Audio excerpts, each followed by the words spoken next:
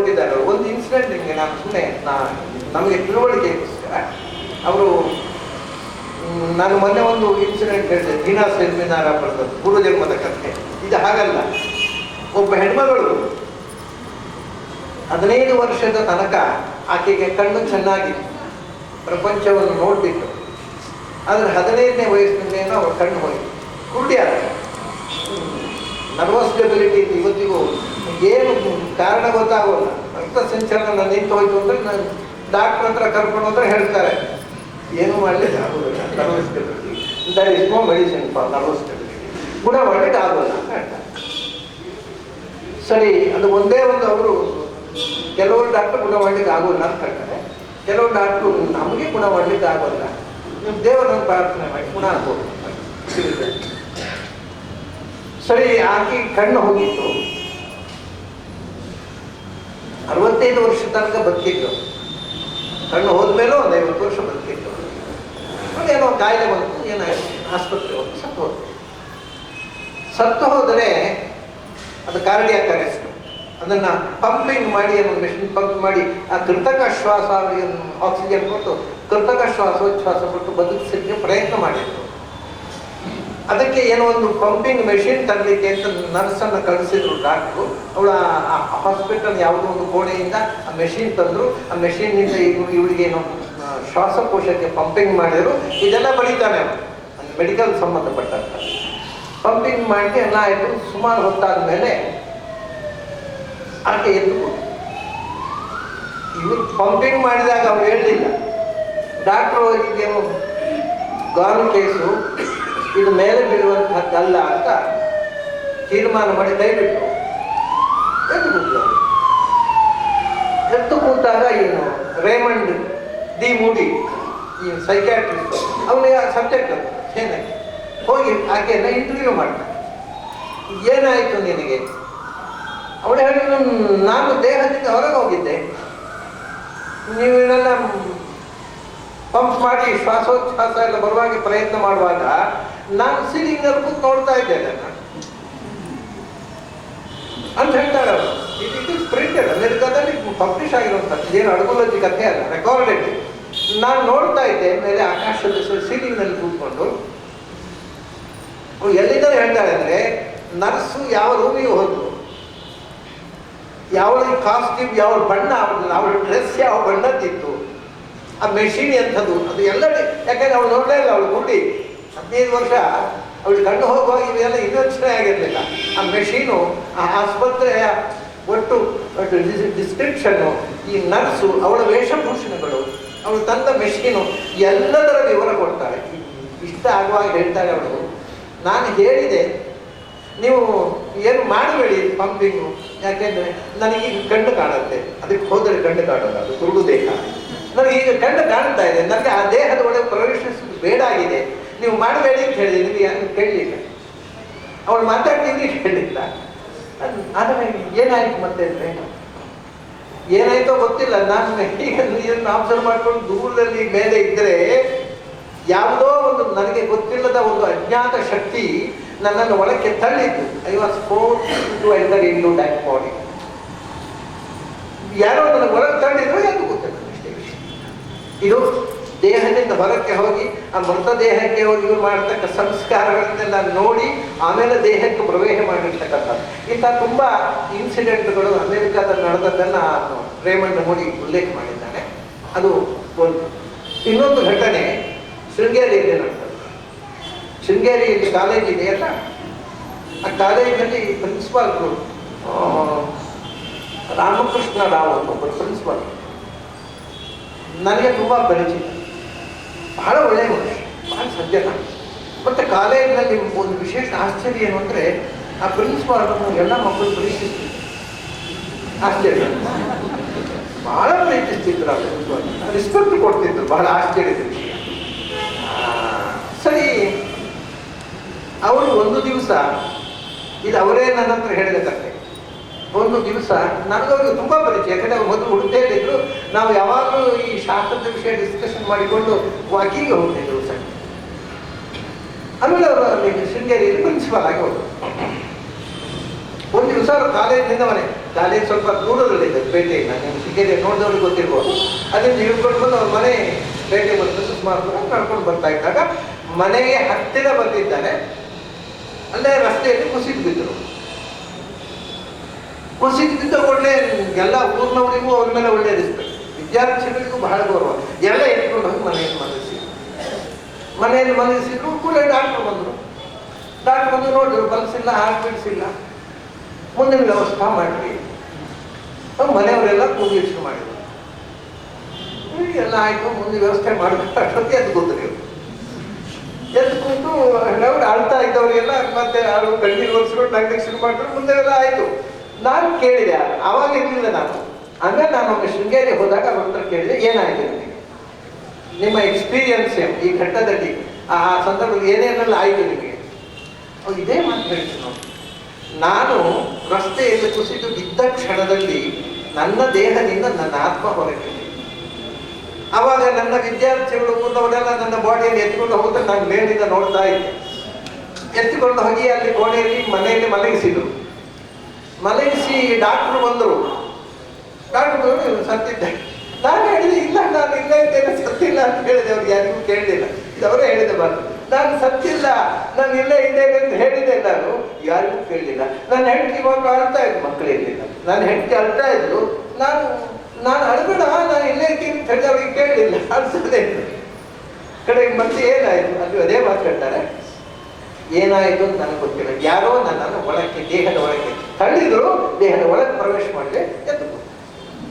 ಇದು ಎಷ್ಟೋ ನಿಮಿಷ, ಸುಮಾರು 15 ನಿಮಿಷ ಅವ್ರು ಈ ಡೆಡ್ ಬಾಡಿಗೆ ಮಾಡುವ ಟ್ರೀಟ್ಮೆಂಟ್ ಅನ್ನೆಲ್ಲ ದೂರದಲ್ಲಿ ನಿಂತು ನೋಡಿದ್ದಾರೆ. ಆಮೇಲೆ ಹೇಳ್ತಾರೆ, ಇದು ಸೂಕ್ಷ್ಮ ಶರೀರ. ಇದು ಯಾವಾಗ ನಾಶ ಆಗೋದು ಗೊತ್ತುಂಟ? ಪ್ರತಿ ಬಾರಿ ಪ್ರಳಯಗಾಲದಲ್ಲೇ ನಾಶ ಆಗುತ್ತೆ. ಮತ್ತೆ ಪುನಃ ಹುಟ್ಟುವಾಗ ನನ್ನ ಸೂಕ್ಷ್ಮ ಶರೀರ ಜೊತೆ ಹುಟ್ಟುತ್ತಾರೆ. ಅದು ಪ್ರಳಯಗಾಲ ಇರುತ್ತೆ. ಈ ಲಿಂಗ ಶರೀರ ಉಂಟಲ್ಲ, ಪ್ರಳಯಗಾಲವು ನಾಶ. ಅದು ಮೋಕ್ಷಕ್ಕೆ ಹೋಗುವ ತನಕ ಒಟ್ಟಿಗಿರುವಂತಹದ್ದೇ. ಕಲ್ಪಾಂತದಲ್ಲಿ ಚತುರ್ಮುಖನ ಜೊತೆ ಮೋಕ್ಷಕ್ಕೆ ಹೋಗುವಾಗ ಮಾತ್ರ ಆ ಲಿಂಗ ಶರೀರ. ಅಲ್ಲಿದ್ದಂತೂ ಅನಾದಿ, ಅದಕ್ಕೆ ಕಲಾತ್ಯಯೇ. ಆ ಲಿಂಗ ಶರೀರ ನಾಶ ಆದಾಗ ಅಲ್ಲಿಗೆ ಭಗವಂತನ ಲೋಕಕ್ಕೆ ಪ್ರವೇಶ ಮಾಡ್ತಕ್ಕಂಥ. ಅಲ್ಲಿ ತನಕ ಅದು ಬಿಟ್ಟು ಹೋಗಲ್ಲ. ಸೂಕ್ಷ್ಮ ಶರೀರದ ಅನುಭವ. ನಾನು ಒಂದು ಅವಧೂತರ ಕಥೆ ಹೇಳ್ತಾ ಇದ್ದೆ. ಮತ್ತೆ ಅವರು ಒಂದು ಮಾತು ಹೇಳಿದ್ರು. ಒಂದು ಸರ್ತಿ ನಾನು ಉಪನ್ಯಾಸ ಮಾಡಿದ್ದೇನೆ. 4 ಶರೀರ ಅಂತ ಹೇಳಿದೆ. ಈಗ 3 ಶರೀರ ಹೇಳಿದೆ. ಇದು ಸ್ಥೂಲ ಶರೀರ.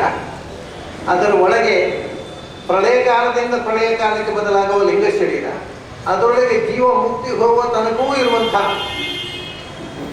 ಇದು ಯಾತನಾಶದ ಲಿಂಗ ಶರೀರ. ಅದರೊಳಗೆ ಮುಕ್ತಿಯಲ್ಲೂ ಇರುವ ಸ್ವರೂಪ ಶರೀರ. ಅದಕ್ಕೆ ನಾಶವೇ ಇದೆ, ಸ್ವರೂಪವೇ ಇದೆ. ಸ್ವರೂಪ ನಾಶ ಇಲ್ಲ.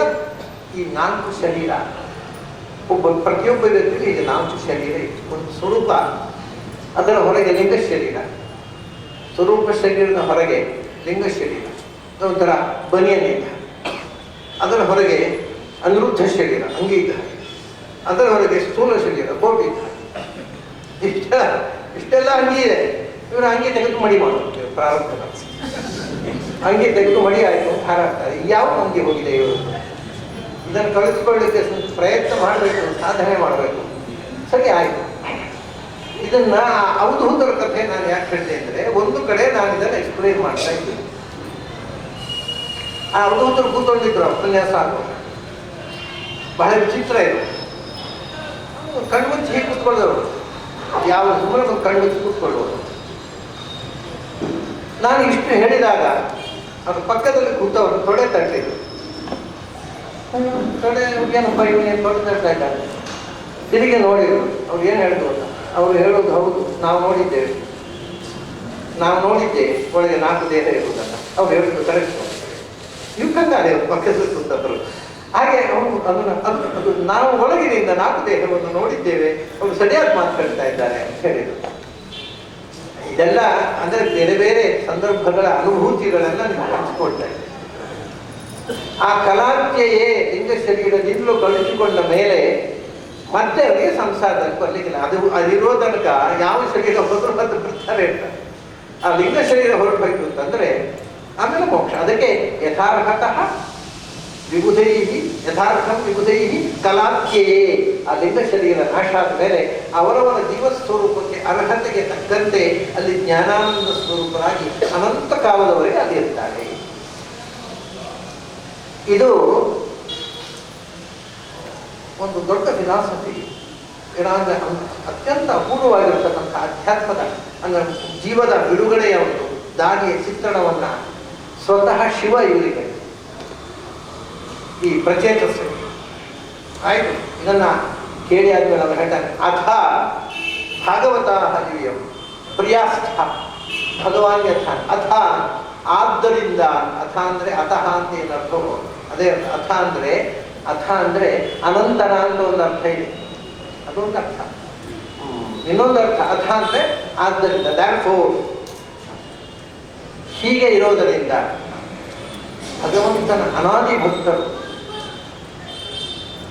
ಆ ಭಕ್ತರ ಅನಾದಿ ಭಕ್ತರಲ್ಲಿ ನಾನು ಒಬ್ಬನಾದ್ದರಿಂದ ಅಂತ ಇಲ್ಲಿ ಬಂತಲ್ಲ, ವಿಬುಧಾ, ನಾನು ಒಬ್ಬ ಭಗವಂತನ ಅನಾದಿ ಭಕ್ತರಲ್ಲಿ ಒಬ್ಬ, ಆದ್ದರಿಂದ ನನಗೆ ನೀವು ಅಂದ್ರೆ ಇಷ್ಟ ಅಂತ. ಭಾಗವತ ಎಂ ಪ್ರಿಯಾಸ್ಥ, ಭಗವಂತನ ಅನಾದಿ ಭಕ್ತ ನಾನು, ಆದ್ದರಿಂದ ಭಕ್ತಿಯ ಮಹಿಮೆ ನನಗೆ ಗೊತ್ತು. ಆದ್ದರಿಂದ ಅಥ ಭಾಗವತ ಎಂ ಪ್ರಿಯಾಸ್ಥ, ನೀವು ಭಗವದ್ ಧರ್ಮವನ್ನು ಅನುಷ್ಠಾನ ಮಾಡುವುದು ಭಗವದ್ ಭಕ್ತರು, ಆದ್ದರಿಂದ ನನಗೆ ಪ್ರಿಯರು. ಎಷ್ಟು ಪ್ರಿಯರು ಅಂತ ಹೇಳ್ತಾರೆ. ಎರಡೇ ಸಂಗತಿ ನನಗೆ ಪ್ರಿಯ, ಒಂದು ಭಗವಂತ, ಮತ್ತೊಂದು ಭಾಗವತ. ಭಗವದ್ ಭಕ್ತರು ಭಗವಾನ್ ಯಥಾ, ಹೇಗೆ ಭಗವಂತನ ಮೇಲೆ ಪ್ರೀತಿಯೋ ಹಾಗೆ ಭಗವದ್ ಭಕ್ತರ ಮೇಲೂ ನನಗೆ ಪ್ರೀತಿ, ನಿರಂತರ ಪ್ರೀತಿಯೋ. ಹಾಗಾಗಿ ನೀವು ಒಂದು ನನಗೆ ಭಾಳ ಇಷ್ಟ. ಆಮೇಲೆ ಮುಂದೊಂದು ಮಾತು ಹೇಳ್ತಾನೆ, ಇನ್ನೂ ಭಯಾನ, ನಮೇ ಭಾಗವತಾನಾಂಚ ಶ್ರೇಯಾನ್ ಅನ್ಯೋಸ್ತಿ ಕರ್ಹಿಚಿತು. ನನಗೆ ಭಾಗವತರನ್ನು ಬಿಟ್ಟು ಇನ್ನು ಪ್ರಯಾಣ ಅನ್ಯೋಸ್ತಿ, ಬೇರೆ ಇಷ್ಟವಾದ ವಸ್ತುವೇ ಇಲ್ಲ ಜಗತ್ತಿನ. ಭಗವಂತ ಬಿಡಿ, ಭಗವದ್ ಭಕ್ತರನ್ನು ಬಿಟ್ಟು ಯಾರ ಬಗ್ಗೆಯೂ ನನಗೇನೂ ಕಾಳಜಿ ಇಲ್ಲ.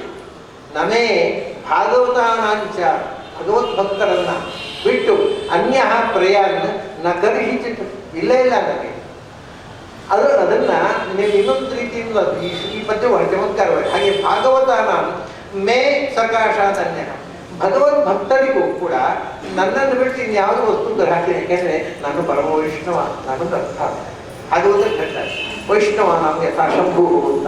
ನಾನು ವೈಷ್ಣವರಿಗೆ ಬಹಳ ಪ್ರಿಯವಾದ ವಸ್ತು. ತವಂ ಪ್ರಿಯತಮಿ ಪ್ರಿಯತಮಂ ಸದೈವಾಂತರಂ ಪಯಸ್ವಿಪಹಿತಂ ಕೃತಂ ಸ್ವಯಮಿವ ಶ್ರಿಯೋ ವಲ್ಲಭಂ ವಿಭಿದ್ಯ ಲಘುಬುದ್ಧಯ ಸ್ವಪರಪಕ್ಷ ಲಕ್ಷಾಯಿತಂ ಪಠಂತಿ ಲುಠಂತಿ ತೇ ಶಠಕತ ಶುಚ ಶುಂಠಿತ.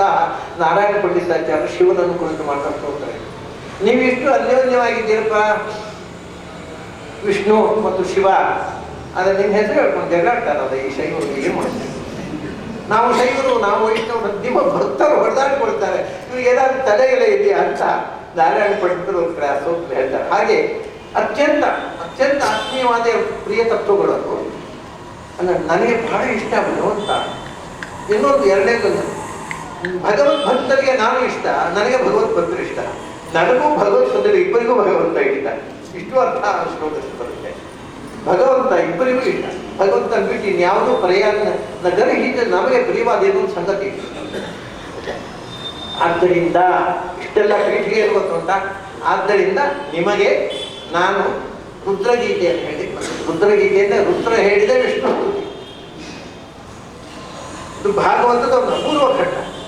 ನೀವು ಸಾಧನೆ ಮಾಡಿ ವಿಷ್ಣುವನ್ನು ಒಲಿಸಿಕೊಳ್ಳಬೇಕು, ವಿಷ್ಣುವಿನ ಸಾಕ್ಷಾತ್ಕಾರ ಆಗಬೇಕಾಗಿದ್ದರೆ ಅವನನ್ನು ನೀವು ಸ್ತೋತ್ರ ಮಾಡಿ ಏಕಾಗ್ರತೆಯಿಂದ ಧ್ಯಾನ ಮಾಡಿ ಅವನು ಒಲಿಸಿಕೊಳ್ಬೇಕು.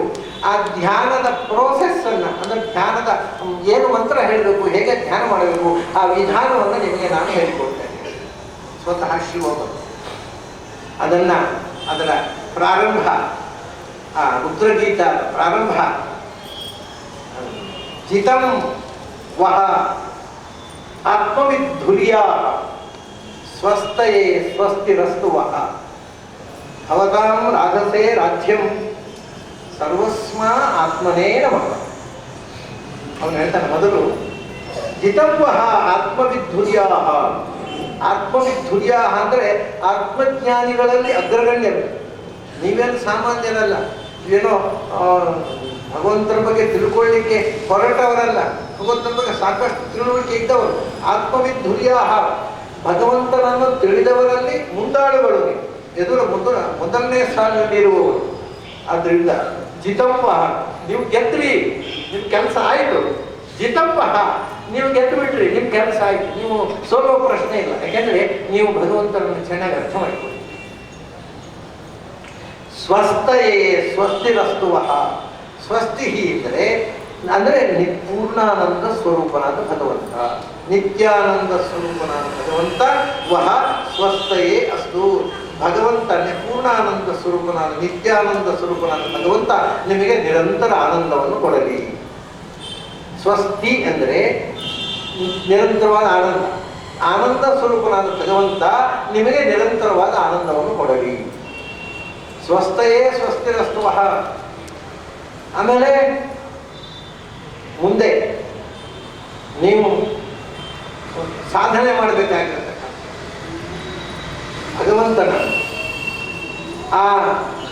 ಭಗವಂತನನ್ನ ಭವತ ನೀವು ಮುಂದೆ ಸಾಧನೆ ಮಾಡಬೇಕಾಗಿರುತ್ತೆ. ಸಾಧನೆಯಿಂದ ಸಾಧ್ಯ ನಾವು ತಿಳ್ಕೊಳ್ಬೇಕಾದ ಭಗವಂತ ಯಾರು ನೀವು ಅವನ್ನ ಹೀಗೆ ತಿಳ್ಕೋಬೇಕು. ಸರ್ವಸ್ಮ ಆತ್ಮನೇ ನಮಃ.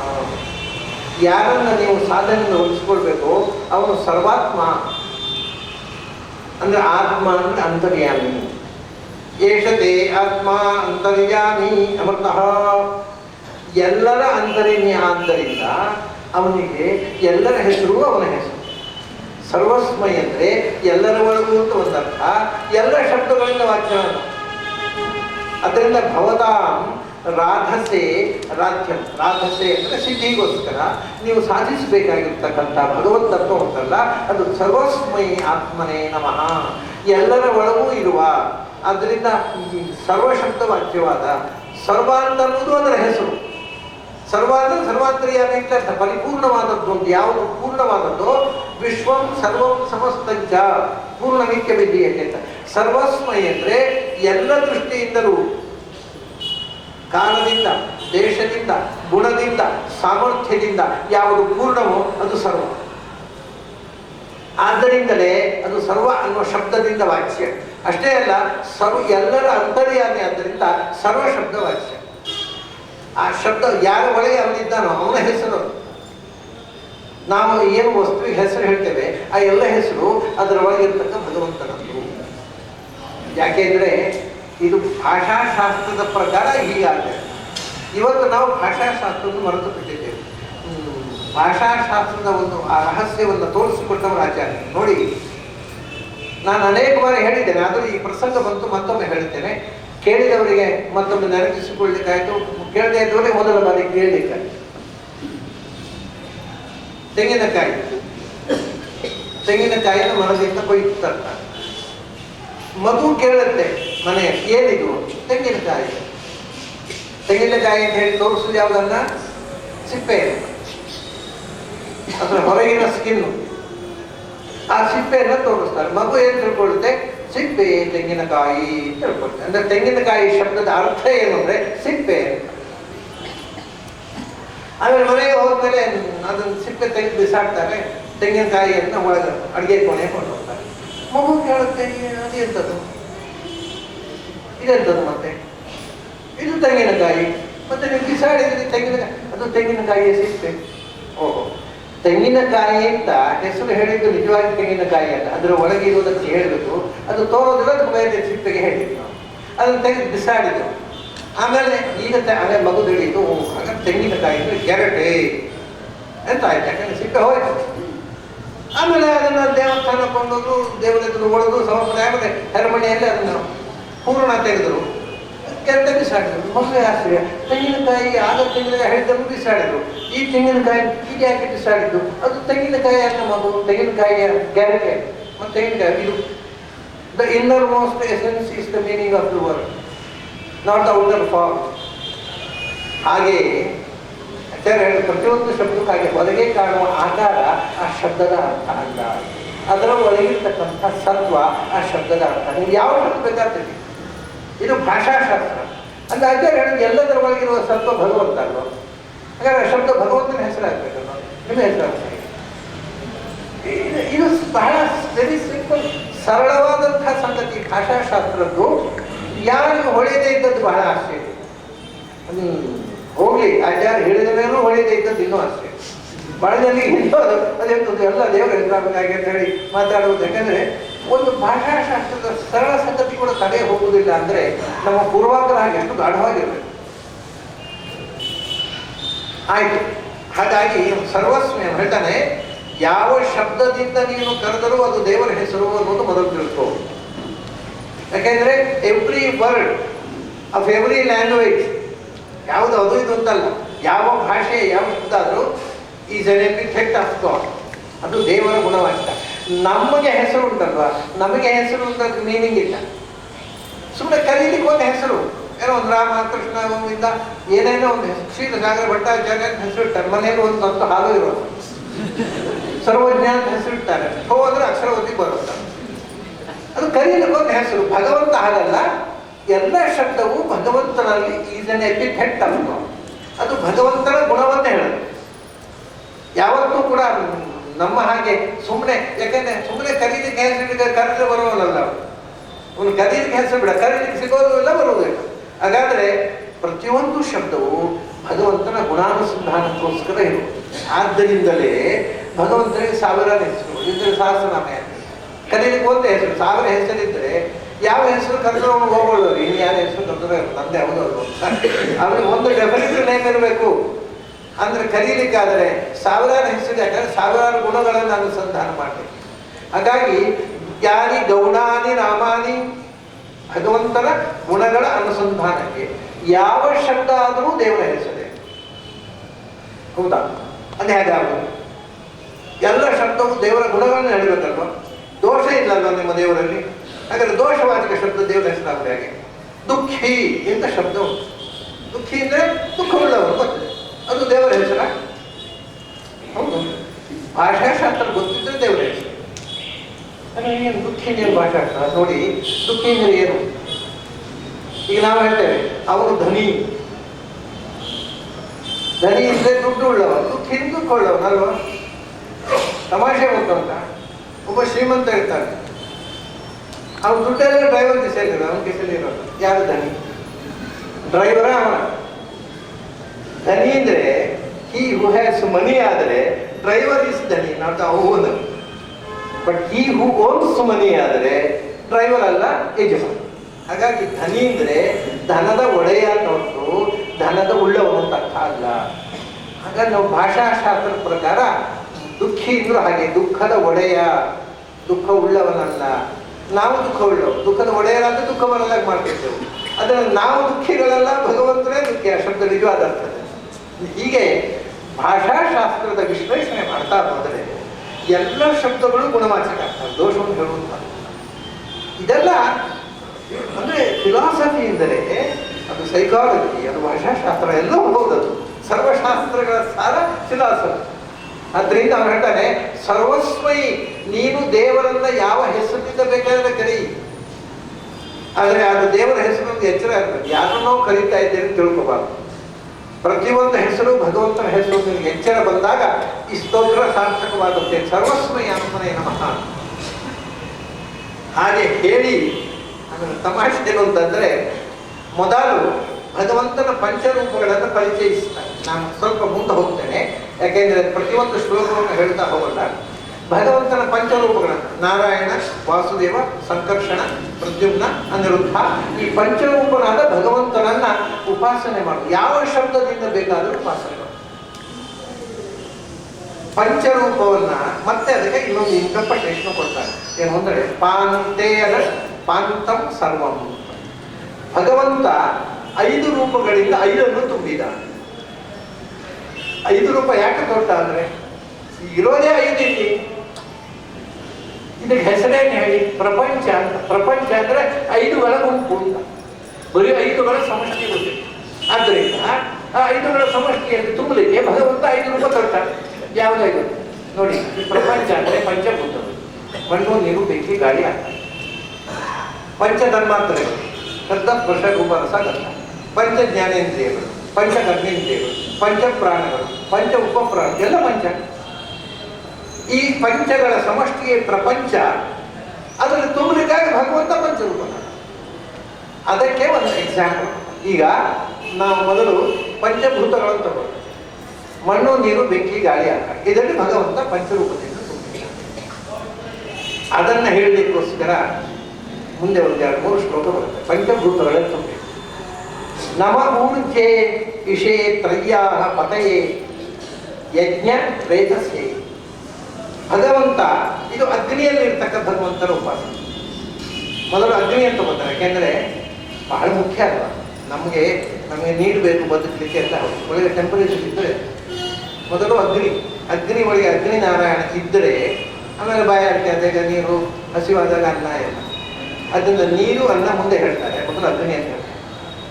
ಅಗ್ನಿ ಅನ್ನೋದು ಸೈನ್ ಆಫ್ ಲೈಫ್, ಬದುಕಿದೆ. ಆಮೇಲೆ ಅದಕ್ಕೆ ಬದುಕು ಕಂಟಿನ್ಯೂಷನ್ಗೆ ನೀರು ಮತ್ತು ಅನ್ನ. ಅದು ಮೊದಲು ಅಗ್ನಿ, ಆಮೇಲೆ ಜಲ, ಆಮೇಲೆ ಪೃಥ್ವಿ. ಅದನ್ನು ಹೇಳ್ತಾರೆ. ಅಗ್ನಿ ಆಸ್ಪೆಕ್ಟ್ ಹೇಳ್ತಾರೆ. ನವ ಊರ್ಜೆ ಇಷೇ ತ್ರಯ್ಯಾ ಪತಯೇ ಯಜ್ಞವೇತಸೇ. ಊರ್ಜ್ ಅಂದರೆ ಊರ್ಜ್ ಮತ್ತು ಕಿಟ್ ಅಂದರೆ ಇಷೇ ತೋರ್ಜೇತ್ವ ನಿರ್ವೇದನೆ ಶುರು ಬರುತ್ತೆ. ಪಿತೃಗಳ ಅನ್ನ. ಈಗ ನಾವು ಪಿತೃಗಳಿಗೆ ಯಜ್ಞದಲ್ಲಿ, ಶ್ರಾದ್ದದಲ್ಲಿ ಪಿತೃಗಳಿಗೆ ಪಿಟ್ಟ ಹಾಕ್ತಾರೆ, ಅದು ಒಂದು ವಿಷಯ. ಯಜ್ಞದಲ್ಲಿ ದಕ್ಷಿಣಾಗ್ನಿ ಅಂತ ಒಂದಿದೆ, ಆಹವನೀಯ ಮತ್ತು ದಕ್ಷಿಣಾಗ್ನಿ ಅಂತ. ಗಾರ್ಹಪತ್ಯ, ಆಹವನೀಯ, ದಕ್ಷಿಣಾಗ್ನಿ ಅಂತ 3 ಅಗ್ನಿ ಕುಂಡಗಳು ಹಿಂದೆ ಇರ್ತಿದ್ದವು. ಈಗ ಕುಂಡವೇ ಇರೋಲ್ಲ. ಪುರೋಹಿತರು ಹೋಗುವಾಗ ಬಾಣನ ಹೊತ್ಕೊಂಡು ಹೋಗ್ತಾರೆ. ಆ ಬಾಣ ಅಲ್ಲಿ ಬೆಂಕಿ ಇಟ್ಟು ಹೋಗಿ ಮಾಡಿ, ಅದು ಬೆಂಕಿಯವರಿಲ್ಲ, ಹೊಗೆ ಮಾತ್ರ ಹೋಗಿ ಮಾಡಿ ಹೋಗ್ತಾರೆ. ಅದು ಕುಂಡ ಇದೆ. 3 ಅಗ್ನಿ ಕುಂಡ. ಅದು ಯಾವುದಂದ್ರೆ, ಒಂದು ಗಾರ್ಹಪತ್ಯ ಅಂದರೆ ಅವನು ಗೃಹಸ್ಥ ಧರ್ಮ ಸ್ವೀಕಾರ ಮಾಡಿದಾಗ ನಿತ್ಯ ಅಗ್ನಿಹೋತ್ರಕ್ಕೆ ಮನೆಯಲ್ಲಿ ಬಳಸುವ ಅಗ್ನಿ, ನಿತ್ಯ ಅಗ್ನಿ. ಇವನು ಮದುವೆಯಾದ ದಿವಸದಿಂದ ಸಾಯೋ ತನಕ ಅವನು ನಿತ್ಯಾನುಷ್ಠಾನಕ್ಕೆ ಇರುವ ಅಗ್ನಿ, ಅದು ಗಾರ್ಹಪತ್ಯ, ಗೃಹಪತಿಗೆ ಸಂಬಂಧಪಟ್ಟ. ಆದ್ದರಿಂದಲೇ ಬಹಳ ಜನರು, ಪ್ರಸಂಗ ಬಂತು ಹೇಳ್ತೇನೆ, ಹಿಂದೆ ಕೂಡ ಹೇಳಿದ್ದೇನೆ ನಾನು. ಬಹಳ ಜನರು ನನಗೆ ಪ್ರಶ್ನೆ ಹಾಕ್ತಾರೆ, ತುಂಬ ಕಡೆ ಪ್ರಶ್ನೆ ಹಾಕ್ತಾರೆ. ಗೃಹಸ್ಥರು ಸತ್ತರೆ ಸುಡ್ತಾರೆ, ಸನ್ಯಾಸಿಗಳನ್ನು ಯಾಕೆ ಸುಡೋಲ್ಲ? ದೊಡ್ಡ ಪ್ರಶ್ನೆ, ಭಾರಿ ಪ್ರಶ್ನೆ. ಯಾಕೆ ಸುಡೋಲ್ಲ? ಅವ್ರನ್ನ ಯಾಕೆ ವೃಂದಾವನ ಮಾಡೋದು? ನಾಳೆ ಸ್ವಾಮಿ, ಅವರಿಗೆ ಅಗ್ನಿಯೇ ಇಲ್ಲ. ಗೃಹಸ್ಥನಿಗೆ ಅಗ್ನಿ ಇದೆ, ಅಗ್ನಿಹೋತ್ರ ಇದೆ ನಿತ್ಯ. ಯಾವ ಜೀವಂ ಅಗ್ನಿಹೋತ್ರ ವಿಭೂತಿ. ಅವನು ಅಗ್ನಿ ಮುಖದಲ್ಲಿ ಆರಾಧನೆ ಮಾಡಬೇಕು. ಅವನು ಯಾವ ಅಗ್ನಿಯನ್ನು ಆರಾಧನೆ ಮಾಡಿದ್ನೋ ಅದನ್ನೇ ಕೊಟ್ಟರೆ ಸುಡ್ತಾನೆ. ಸನ್ಯಾಸಿಗಳು ಅಗ್ನಿ ತ್ಯಾಗ ಮಾಡಿ ಸನ್ಯಾಸ ತಗೊಂಡು, ಅವ್ರಿಗೆ ಬೆಂಕಿಯೇ ಇಲ್ಲ, ಬೆಂಕಿ ಹೊಟ್ಟಿ ಗೀರಿ ಅಗ್ನಿ ಮಾಡಿ ಹುಡುಗತ್ತೆ. ಅವ್ರಿಗೆ ಅನುಷ್ಠಾನದ ಅಗ್ನಿ ಇಲ್ಲ, ಅದಕ್ಕೆ ಅವನು ದಾನ ಮಾಡ್ತಾನೆ. ಪ್ರತಿಯೊಂದಕ್ಕೂ ಸಂಪ್ರದಾಯ ಹಿಂದೆ ಧರಿಸಿ ಕ್ಲೀನಿಂಗ್ ಅದು ತಿಳ್ಕೋಬೇಕು. ಸರಿ, ಇವನಿಗೆ ಅಗ್ನಿ, ಆ ಅಗ್ನಿಯಿಂದ ನೀವು ಹೋಮ ಮಾಡುವಾಗ ಅಗ್ನಿನ ಅಗ್ನಿ ಸಮಿಧ್ಯತೆ ಕವಿರ್ಗಹಪತಿ ಯುವ, ಆ ಮನೆಯ ನಿತ್ಯ ಅಗ್ನಿಯಿಂದ ಬೆಂಕಿ ಕೊಂಡೋಗಿ ಮತ್ತೊಂದು